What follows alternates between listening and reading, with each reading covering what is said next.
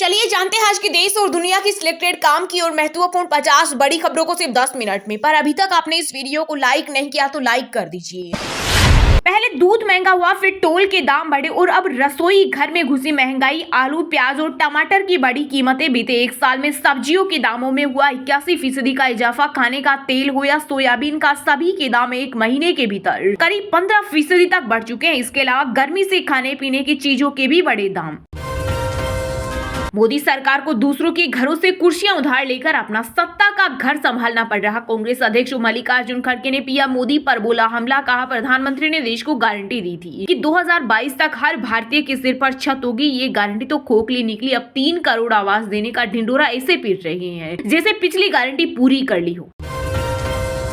जैसे को तैसा केंद्र में नई सरकार का गठन होने के बाद अब चीन को उसी की भाषा में जवाब देगा भारत। बदले जाएंगे तिब्बत के 30 स्थानों के नाम।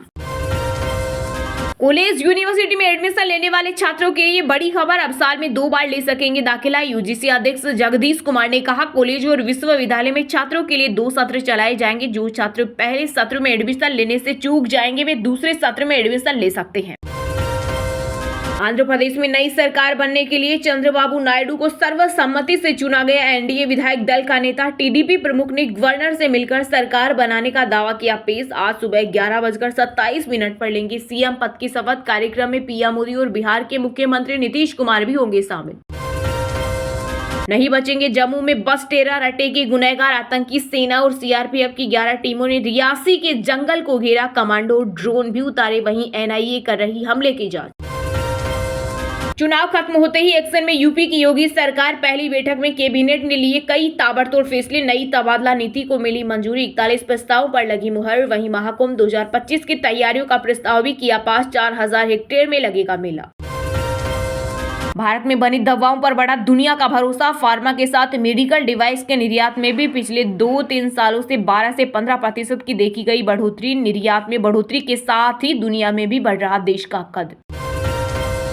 काम करे अहंकार। नेपाली नागपुर में संघ के कार्यकर्ता विकास समारोह में बोले आरएसएस चीफ मोहन भागवत। कहा चुनाव में मुकाबला जरूरी लेकिन यह झूठ पर आधारित न हो। संसद में विपक्ष को न माने विरोधी। वहीं संघ प्रमुख के बयान पर संजय रावत बोले मोहन भागवत के बोलने से क्या, उन्हीं के आशीर्वाद से चल रही मोदी सरकार।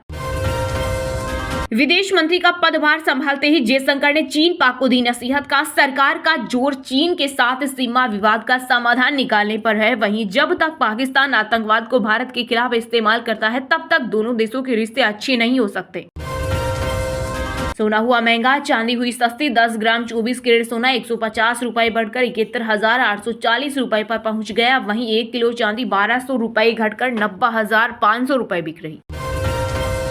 कृषि मंत्री पद मिलने पर शिवराज सिंह चौहान की बड़ी प्रतिक्रिया। कहा किसानों का हर सपना पूरा करूंगा। नए अध्यक्ष की नियुक्ति तक जेपी नड्डा ही बने रहेंगे भाजपा प्रमुख। सूत्रों के मुताबिक बीजेपी के राष्ट्रीय अध्यक्ष का चुनाव सितंबर या अक्टूबर तक पूरा हो जाएगा।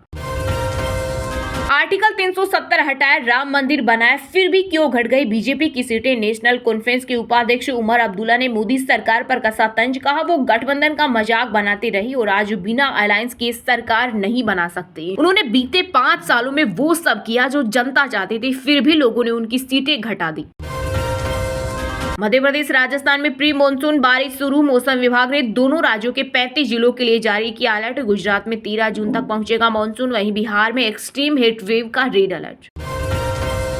यूपी में बिजली उपभोक्ताओं को लगा बड़ा झटका। अब नया कनेक्शन लेना होगा महंगा। घरेलू से लेकर अन्य उपभोक्ता के नए कनेक्शन की दरों में जहां 30 से 50, वहीं उद्योगों के नए कनेक्शन का खर्चा 100% से ज्यादा बढ़ जाएगा।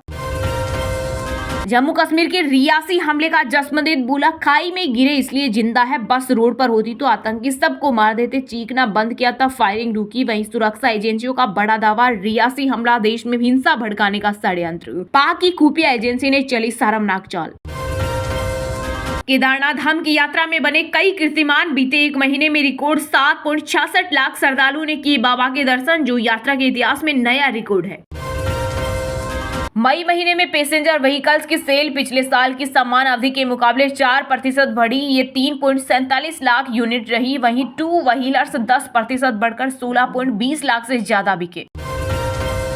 500 साल पुरानी चोरी हुई कांस्य मूर्ति भारत को लुटाएगी ऑक्सफोर्ड यूनिवर्सिटी। इसके बारे में कहा जाता है कि यह तमिलनाडु के एक मंदिर में चुराई गई थी।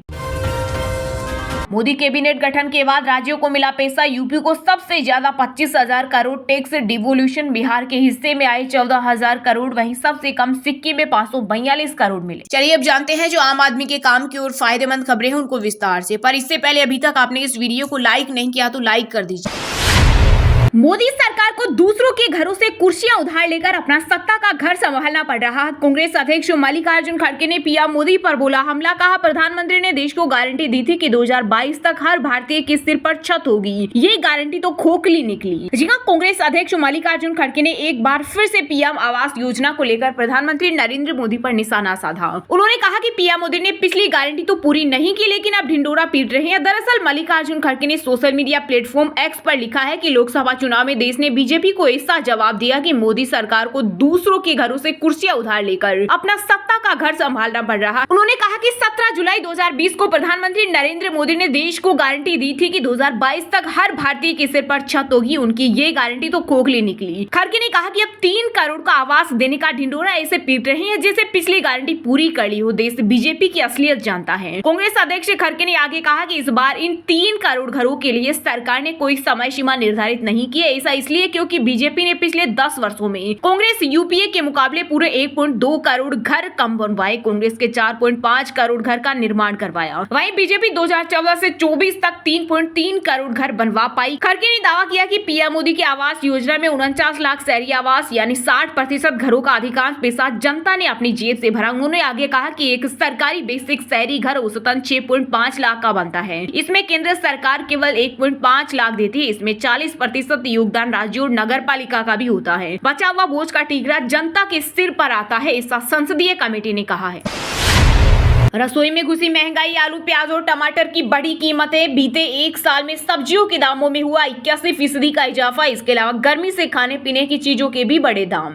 महंगाई डायन एक बार फिर सूरसा की तरह मुंह फुलाने लगी है। पहले दूध महंगा हुआ, फिर टोल के दाम बढ़े और अब हमारी रसोई में भी महंगाई घुस आई है। बीते एक महीने में रसोई से जुड़ी चीजों के दाम धड़ाधड़ बढ़ रही है और आम आदमी की थाली महंगी होती जा रही है। खाने का तेल हो, प्याज या टमाटर, सभी की कीमतों में बड़ा उछाल दिख रहा है। सोयाबीन का तेल हो या सरसों का, सभी के दाम एक महीने के भीतर करीब 15% बढ़ चुके हैं। इसकी वजह घरेलू भी है और विदेशी भी, यानी इस बार तेल की कीमतों पर दो तरफा मार पड़ रही है। तेल, प्याज और टमाटर महंगे होने से दाल फ्राई खाना, पूरी पराठे बनाना या फिर सलाद खाना भी महंगा हो गया है। तेल की कीमतों में तो महीने भर के भीतर 15% का बड़ा उछाल आया है, जबकि प्याज और टमाटर 50 रुपए प्रति किलोग्राम के भाव को भी पार कर गया। इतना ही नहीं, आलू की कीमतों में भी तेजी दिख रही है, जो आम आदमी की सबसे बड़ी रोजमर्रा की जरूरत वाली चीजें हैं। वहीं रसोई में सबसे ज्यादा इस्तेमाल होने वाली प्याज, टमाटर और आलू जैसी सब्जियों के दाम लगातार आसमान की ओर जा रहे हैं। आलम यह है कि देश की सबसे बड़ी प्याज मंडी नासिक की लासल गांव मंडी में 17 मई को जहां प्याज की थोक कीमत 26 रुपए किलो थी, जो अब 30 रुपए किलो पहुंच गई है और खुदरा बाजार में तो 50 रुपए के आसपास बिक रहा है। वहीं टमाटर भी गुस्से में लाल हो रहा है और जून से पहले 30 से 35 रुपए किलो बिक रहा है। टमाटर अब 50 से 60 रुपए के भाव पहुंच गए। आलू भी ज्यादातर खुदरा बाजार में 30 रुपए प्रति किलो के ऊपर ही बिक रहा है, जबकि महानगरों में तो 50 रुपए तक का रेट जा रहा है। खाने पीने की वस्तु और खासकर फल सब्जियों की कीमतों में वृद्धि से खुदरा महंगाई मई 2024 में एक बार फिर बढ़कर 5.14% पर पहुंच सकती है। अगर ऐसा हुआ तो यह दिसंबर 2023 के बाद इसका 5 महीने का उच्च स्तर होगा।